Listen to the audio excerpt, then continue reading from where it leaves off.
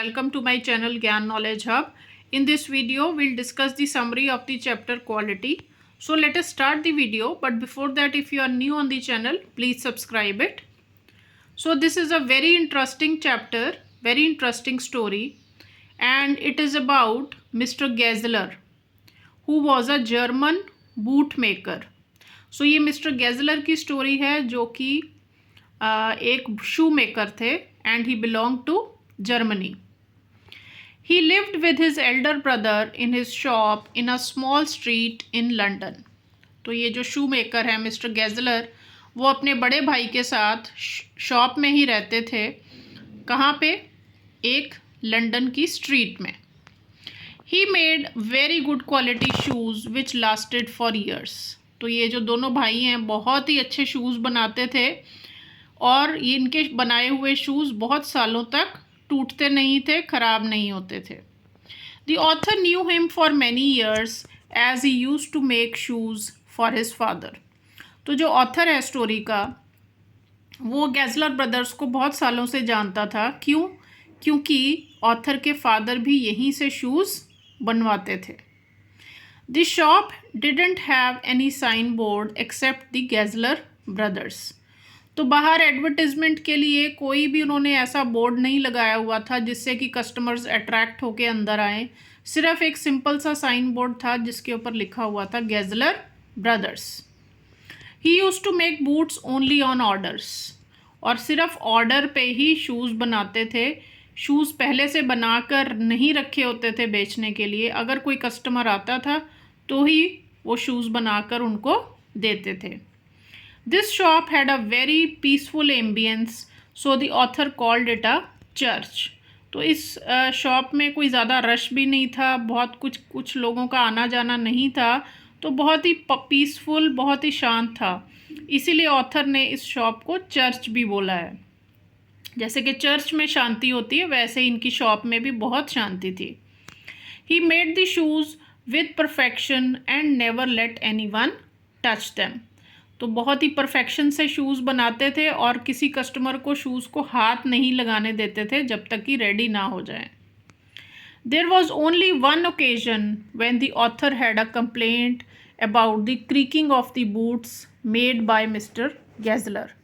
तो इतने सालों में ऑथर को सिर्फ एक बार शूज़ में प्रॉब्लम आई जब शूज़ में थोड़ी क्रीकिंग साउंड आ रही थी. तो Mr. Geisler ensured him that he would get the money back if the shoes would not be repaired. तो मिस्टर गेजलर ने कहा वैसे तो ये शूज़ रिपेयर कर दूंगा, अगर रिपेयर नहीं हुए तो पूरे पैसे वापस.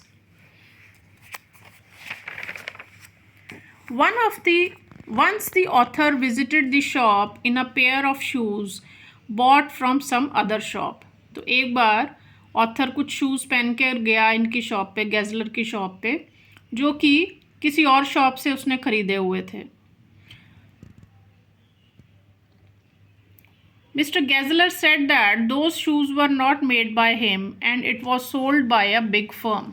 तो मिस्टर गेजलर ने झट से पहचान लिया कि ये शूज़ उन्होंने नहीं बनाए हुए, ये किसी और के बने हुए हैं और ये बहुत ही किसी बड़ी कंपनी के शूज़ हैं. He also said that they were losing a lot of business because of such firms who lure customers with their advertisements. तो मिस्टर गेजलर ने बताया कि उनके बहुत सारे कस्टमर्स बड़ी कंपनीज़ के पास चले जाते हैं क्योंकि जो बड़ी कंपनीज़ हैं वो अट्रैक्ट करती हैं कस्टमर को अपनी तरफ और बहुत सारी एडवर्टिजमेंट्स भी करती हैं. The author felt pity on him and ordered many pairs of shoes. तो ऑथर को बहुत तरस आया मिस्टर गेजलर के ऊपर और उसने बहुत सारे शूज़ उनको ऑर्डर में दे दिए. Next time when the author visited the shop after 2 years he came to know that the elder brother had died. This time again he ordered many pairs of shoes. तो अगली बार जब author गया shop पे तो उसे पता चला, 2 साल के बाद गया, उसे पता चला कि जो बड़ा भाई है उसकी डेथ हो चुकी है. तो इस बार फिर से जो ऑथर है उसने बहुत सारे पेयर ऑफ शूज़ ऑर्डर किए. After more than a year he again visited the shop.